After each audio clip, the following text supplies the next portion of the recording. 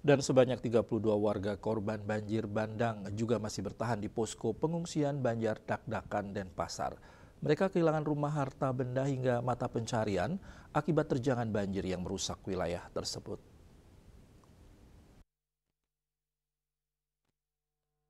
Bantuan berupa makanan dan kebutuhan pokok terus mengalir ke posko pengungsian. Namun para pengungsi menghadapi kesulitan lain, terutama karena sebagian besar peralatan rumah tangga mereka hilang, sehingga menyulitkan untuk memanfaatkan bantuan bahan makanan seperti beras dan mie instan.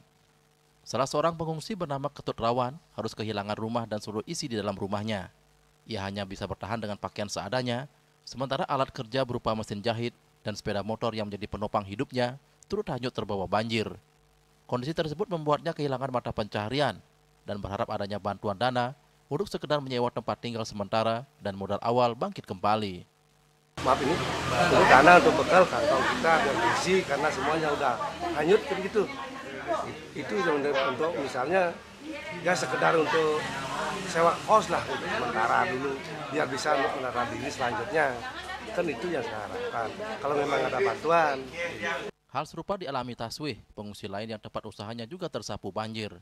Hilangnya sarana usaha membuatnya tidak lagi memiliki sumber penghasilan, sehingga ia sangat berharap adanya perhatian pemerintah, terutama dalam bentuk dukungan modal untuk memulai kembali aktivitas ekonomi. Dapat tambahan modal untuk biar bisa pulih cepat kerjaannya. Nah, kita semua hancur semua barang-barang, bahan-bahannya. Tragedi banjir bandang ini tidak hanya merenggut tempat tinggal, tetapi juga menghapus sumber penghidupan warga. Dengan perhatian dan langkah nyata pemerintah, para pengungsi berharap dapat segera bangkit dari keterpurukan. Yana, Bali TV.